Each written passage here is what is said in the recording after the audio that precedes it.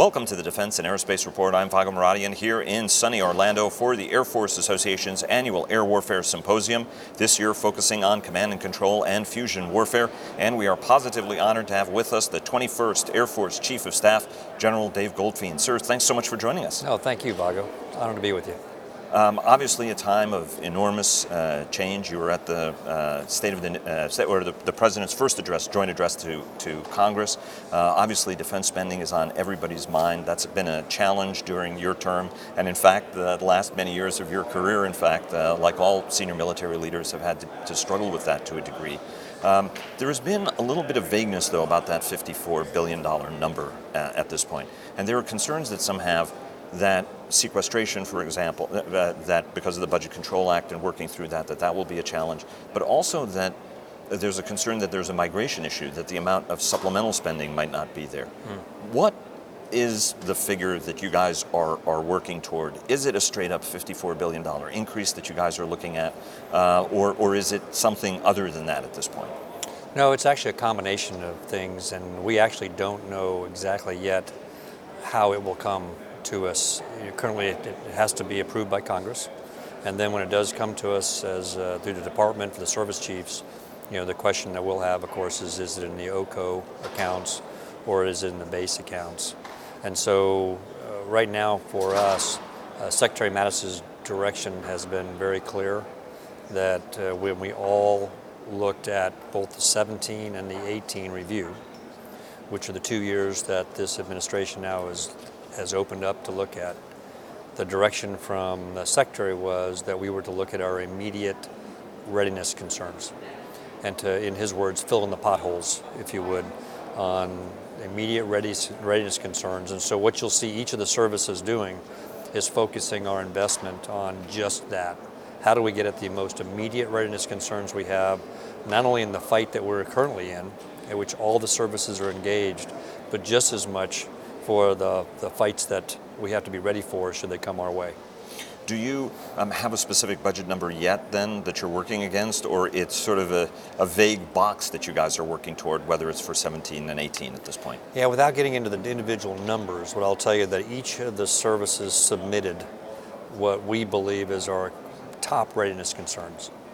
And so then of course, as you would imagine, the department under the leadership of the Deputy Secretary of Defense, Secretary of Work, pulled together all of those inputs and then determine what were the department's top priorities, and then that money is coming potentially, should it be approved by Congress, that money then will come back to the services so we can execute against those immediate readiness concerns. But the actual detailed numbers of exactly what we're going to get, until it's actually approved by Congress, we don't know exactly what that is. But from the perspective of what's in OCO and what's going to be in the base budget, there's a little bit of vagueness there as well then still for you guys. There is. And you had mentioned, and you said this before, that funding uncertainty is actually the biggest threat that the U.S. Air Force faces or the U.S. military faces. And that uncertainty appears that it's going to continue for a little while longer. But as you look at your priorities, in the event that there's not that much money, hard choices still have to be made. Secretary Mattis has asked you guys to find efficiencies. Talk to us a little bit about what you're thinking in terms of where you can take efficiencies. That's something that you guys have been working hard anyway for years, so there should be a base and a foundation. But each extra dollar, as you once told me, gets harder and harder to get. Where are places you're going to find some efficiencies? And then where are the places beyond readiness, but if you want to explore readiness a little more deeply, do you want to put those extra dollars? Each of the services creates and sustains readiness in different ways. So as an air component for the Air Force, there are five elements that we have to invest in that actually build and sustains the readiness of an air component. It starts with critically trained skills and people that have all the skills that we need to be able to produce air power. And that's beyond the aviators that jump in the cockpit. This is the air traffic controllers, the munitions builders, the maintenance, all the folks that have got their fingerprints on an aircraft before it gets airborne. So you got to have the right number of people with the critical skills you require. The second thing you need is weapon system sustainment, which is the depots and all of the pieces and parts and the people that keep that airplane, that weapon system healthy. And then once you get airborne, you've got to have a place to go to train. And so it's ranges, it's infrastructure, it's the threats that you train up against. You have to have a flying hour program that allows you to fund the consumables that allow you to get airborne. And the last one you have to have is time. So for us as an air component, actually the two biggest limitations we have on producing and sustaining readiness is actually people and time. And so I don't have much control over the time piece. The one area that we can invest in that I see as the biggest shortfall for the United States Air Force is people. People trained, airmen trained in critical schools across the active guard and reserve and our civilian workforce to be able to produce. That's why you've seen me continually stating that of the shortfalls that we find across the Air Force as the chief, what I see the biggest limitation is in people. The number of airmen required to be able to produce the air power needed. So that's where you're going to see, from my perspective, that's where you're going to see us investing first to be able to create the readiness we need. In terms of efficiencies, there's also a review we're doing on the airmen that we do have and the ways that we're doing business. Because if I don't continue to change the ways we're doing business, then everything is additive. So right now, when you look at the number of formations we have across the Air Force, just to get those formations healthy, you can see where I've actually gone to look at troop to task and looked at the numbers of airmen that we require. But I'm also taking a really hard look at where we have airmen across the Air Force, what missions we're doing, how are we doing those missions, are there different ways of doing those so that I can actually take that critical manpower, my most important resource, airmen, and use them in the ways that we need to use them. So it's a complete end-to-end review that we're doing. Could there be some folks like Dave Deptula of the Mitchell Institute, retired Air Force 3-star, has talked about organizational change, that it may be ripe that if you look at the current structure we have, dates to General McPeak, post-Cold War, but some of the organizations date to World War II and to the birth of the on the 70th anniversary year of the United States Air Force, date to the foundation of the force. Do you think that organizational changes are something that's necessary that could give you better impact, whether it's for information warfare or cyber or finding new ways of doing things? Is that an approach that can not only prove a better organization, but also save you manpower? I think every chief looks at the organization, and I certainly am doing that as well. We just had a really robust conversation about this during our 4-star conference this week that led into the AFA convention. And so we are taking a look at organization, but here's what I'll tell you for sure. I've been through far too many organizational changes that were hugely disruptive, and at the end of the day, the organization settled back into doing business the exact same way. So I'm a firm believer that form must follow function. You start with the ConOps, then you talk of the organizational chart. So we're looking first and foremost at the ways we do business. What is our concept of operations? How do we ensure that concept of operation change is appropriate to the conflict that we're in or that we're preparing for? And then what is the organizational chart? Because if you don't do it in that way, you cause huge disruption. And you haven't really changed the way you do business. So form has got to follow function. How do you respond to those people who are, they look at this budget increase, there are folks who are looking at a Reagan-esque increase, but if you look at it, that was 3 very sharp years, some up, and then it started tailing down. I mean, it was a relative rate of decline. And there are those who look at it and say, look, it's an improving economy, that these services are going to expend a lot of resources. You want to take the force up to 350,000 is roughly the number, so that the Air Force itself just gets whole for the amount of missions that it's doing, given how you've been, for budget, you've been cutting, gapping a lot of jobs. You have a pilot shortfall, about 1,000 people on the combat air forces side, but also on the transport tanker side, on the AMC side, you have shortfalls. Is this something that's going to consume a lot of resources, and by the time you start to get whole, you're going to have to make cuts again in a couple of years? So on the pilot shortage, the way I'm attacking this is a combination of quality of service and quality of life. I'm very appreciative that Congress passed an authorization for us to raise the aviation bonus. We are now looking at the implementation plan for that. But I don't believe we can buy our way out of this. because the reality is it's more about quality of service than it is quality of life. Clearly, if we can remove some financial burdens from families, I'm all for that. But I'm also clear-eyed that it's not going to be the increased bonus that's going to keep folks in. It's going to be quality of service. It's going to be the recognition that you're part of something big, that you're contributing in a way that's changing the world for the better. It's the difference between a job and a calling.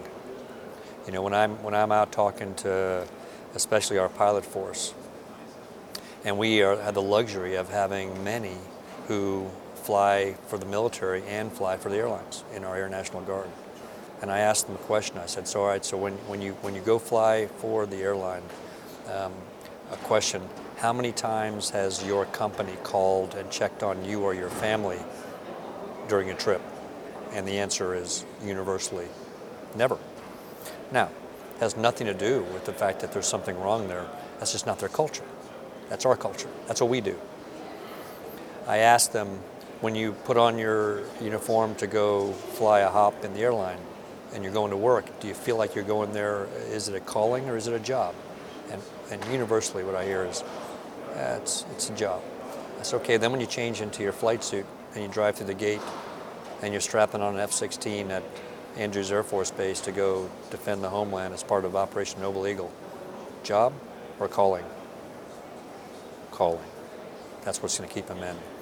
We've got to make sure that we retain that culture of an Air Force that does so much for the nation. That's an integral part of the joint force that does so many missions across the spectrum of conflict.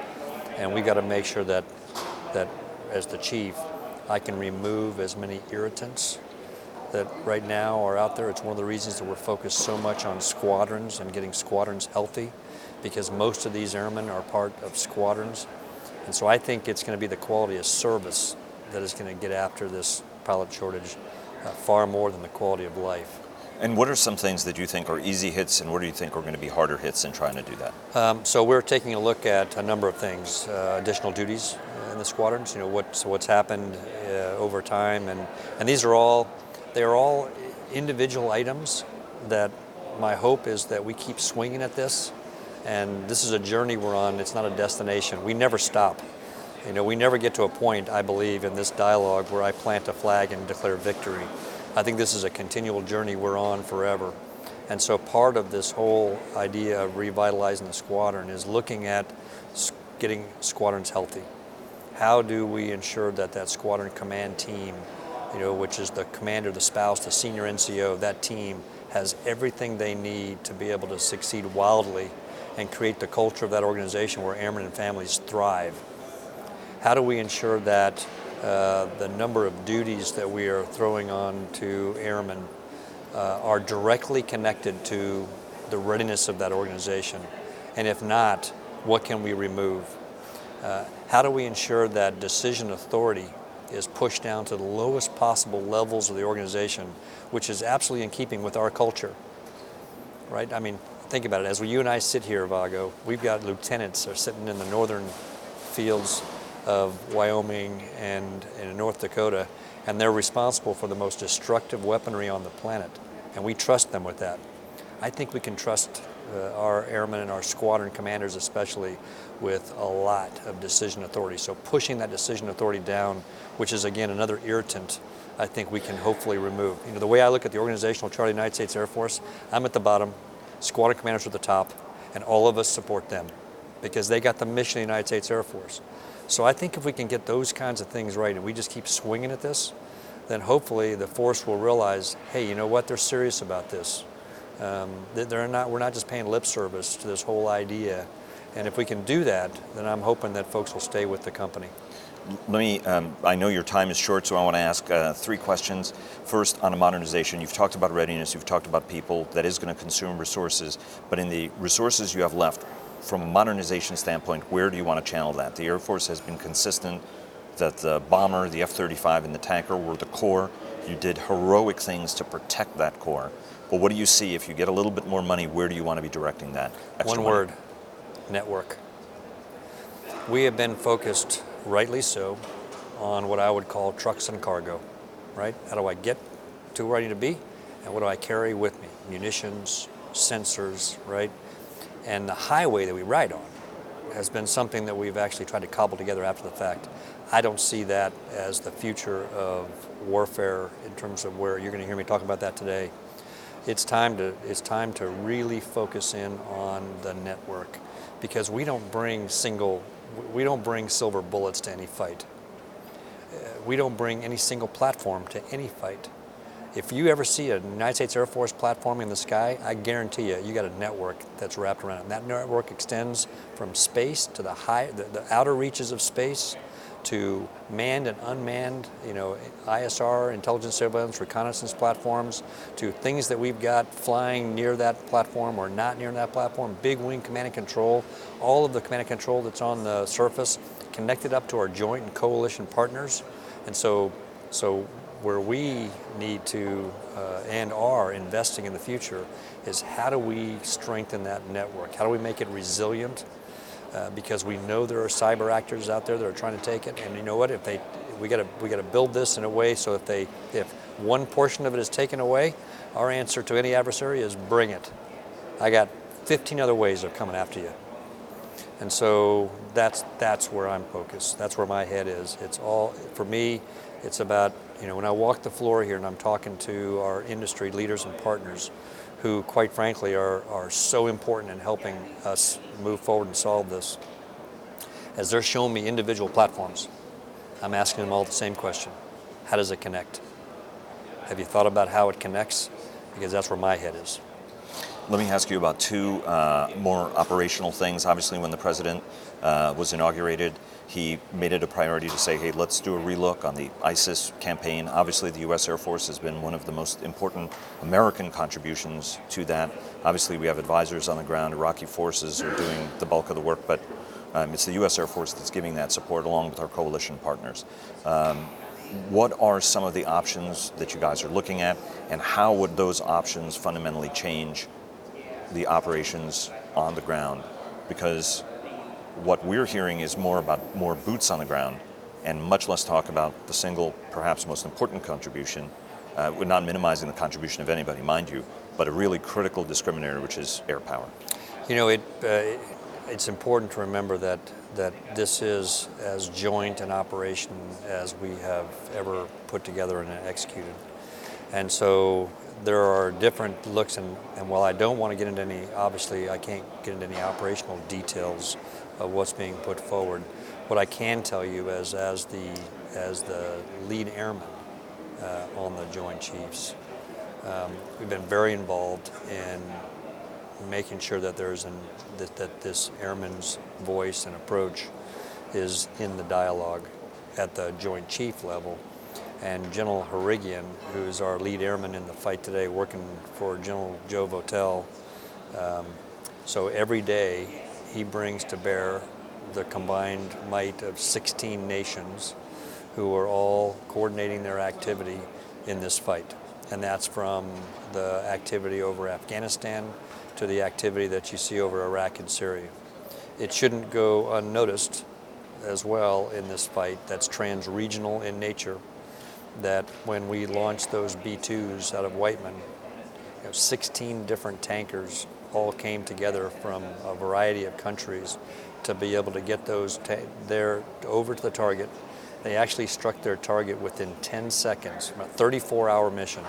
They struck their targets within 10 seconds of the assigned time over target from the combatant commander, and then returned back. All of that coming together, right? We often focus on the end game, which is a B-2 strike over a target, but you actually have to go back to the base, because Whiteman Air Force Base was as much part of that strike as anything else. Think of all the airmen that had their fingerprints on those aircraft, right? From the folks who built those weapons and loaded them up, to all the crew chiefs, to all the folks who work in transportation and getting that airfield ready and make sure that the runway was up and ready, and that all of the air traffic control aspects ready. All of that had to come together. At an industrial scale. At an industrial scale. And oh, by the way, before they even took off, they were already connected to space. and they were already connected through cyber. And those tankers had to all come together and be orchestrated together, right? And in a way that we were able to not let folks know, the enemy know that we were coming. And they had to go all the way across, halfway across the globe and all be able to provide precision global power and strikes against an enemy within 10 seconds. One of my favorite quotes from Hap Arnold, during some of the worst days of the daylight bombing campaign, he said, the problem with air power is we make it look too easy. What would Hap Arnold think today? 34 hours, 10 seconds over the target. That's what your Air Force does. So it's really important that in the discussion we have about the challenges we face, and there certainly are challenges, and there always are, and there always will be, but we got to make sure that we talk especially to the American people and to our potential adversaries out there, and make sure they know that this Air Force, if you take it on, it's going to win. We have readiness challenges. We're working through those challenges, but we're ready today to win, and we will win if called upon. Let me ask you two very brief questions before I get the hook here, because the hook is coming out, or is already out. First, briefly, all of the service chiefs, all of the commands, right down to squadron commanders, have been delivering the message of the challenges imposed by the Budget Control Act. That was for a specific purpose, to avoid a debt default in the United States. That's imposed funding constraints. And this time around, it looks like it may be the direct mirror opposite of what we had in the Obama administration, that folks, that non-discretionary, defense and non-defense were bundled, and each one of the parties was holding the line on it. In this case, we look at it the same way, where there's a party that wants more defense spending, but now it looks like Democrats in Congress. The dynamic is in some respects unchanged. What are some of the arguments? Why do you think that this time this is going to be a successful push? Because this is a message that everybody's been delivering for years, and the political dynamic has not lifted the Budget Control Act, and there are those who say that it's unlikely to be lifted, which will then continue to impose a burden on you as, the nation's most important airman. The number one challenge for a service chief is being able to build the best Air Force that I believe the nation needs and deserves, with continual one-year budgets or no budgets. 8 years of continuing resolutions.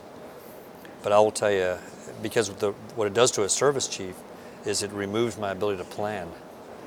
It removes, in many ways, my ability to predict what I think I can get started and then sustain over time. But I'll tell you what it really wreaks havoc on just as well is industry. And that is as much of a strategic concern for me as a service chief as what it's doing internal to the service. Because this is a sophisticated Air Force. Those munitions we delivered with those B-2s are sophisticated weapon system. To be able to build and sustain those requires a very sophisticated workforce. And industry leaders have got to hire. We're all in competition for, in many ways, the very same sophisticated, capable workforce.